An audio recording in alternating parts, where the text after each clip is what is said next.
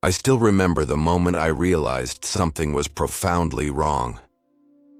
It was a Tuesday evening in San Francisco, and I was sitting in my apartment, surrounded by 4 screens: my laptop, tablet, smartphone, and smart TV, all simultaneously connecting me to different parts of the digital universe. My notification counter showed 217 unread messages across various platforms. My Instagram post from that morning had garnered 1,243 likes.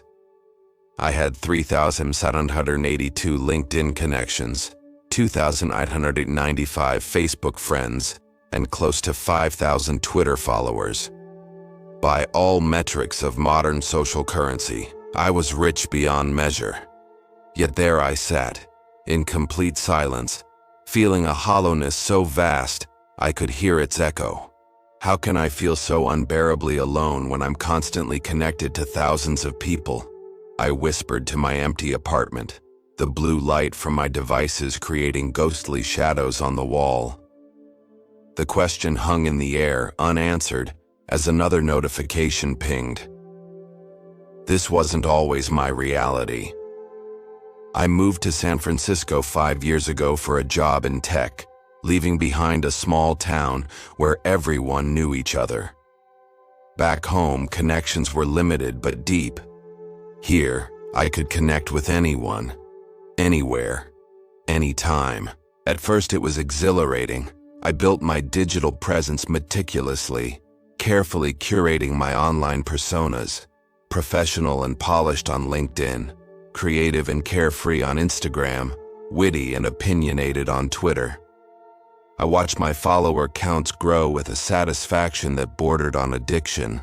Each new connection felt like expanding my universe.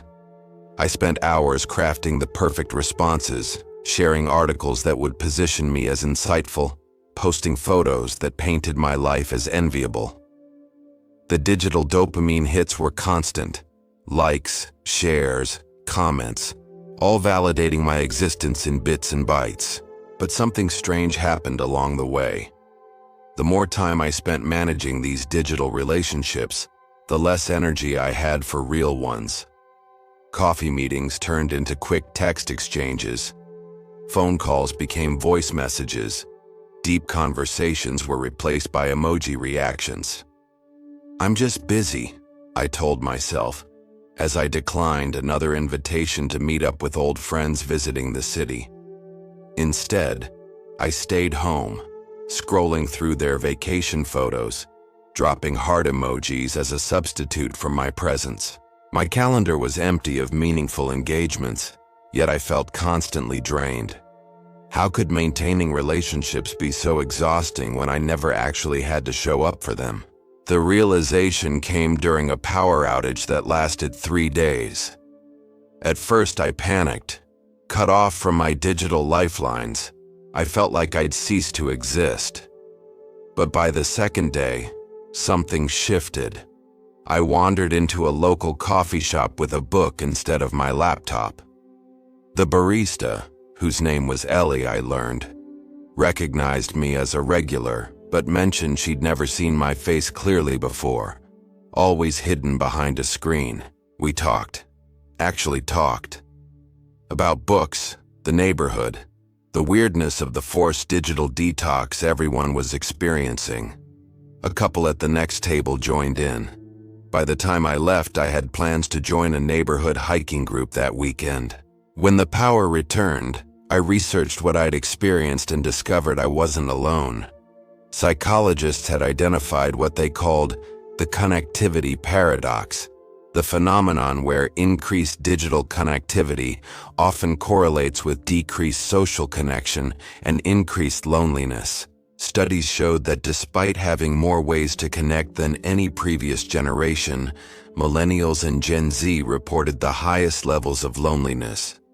The more communication channels we had, the less meaningful communication we engaged in. The easier it became to connect, the harder it became to truly connect. I learned about social snacking, how we consume small, unsatisfying bits of social interaction through likes and comments, instead of the nutritious meals of in-depth conversation and shared experiences. How the effort required for real connection, the vulnerability, the presence, the unfiltered moments, was being bypassed for the convenience of controlled digital interaction. I wasn't suffering from too few connections. I was drowning in too many shallow ones. Armed with this understanding, I began to see the paradox everywhere. The couples in restaurants, physically together but mentally elsewhere, each scrolling their own feeds. The conference networking events where people exchanged digital contacts they'd never meaningfully follow up on.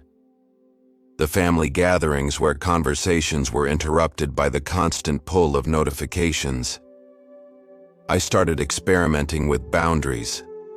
Not dramatic digital detoxes, but intentional shifts. I set aside device-free zones in my life. My bedroom became a no-phone sanctuary. Mealtimes became screen-free.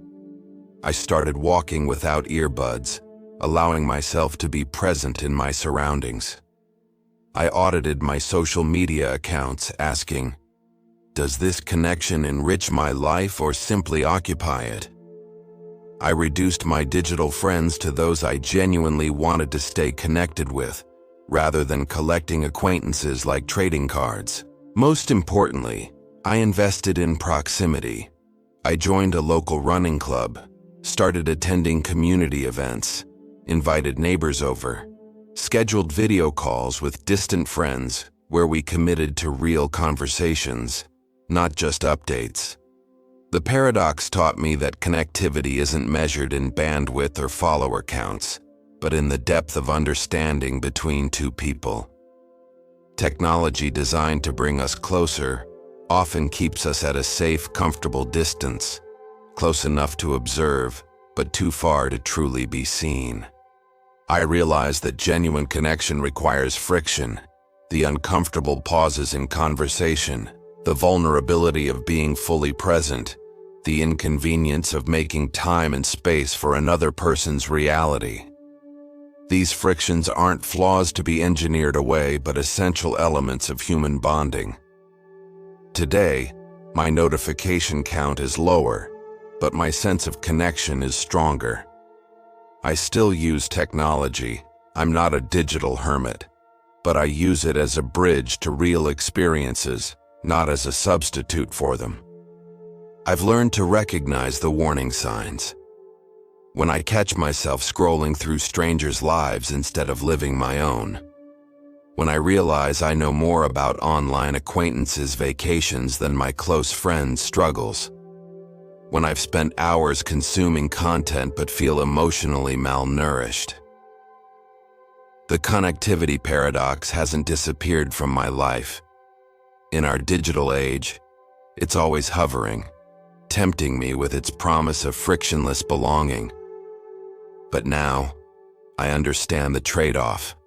What I find most fascinating is how this paradox reflects something fundamental about human nature.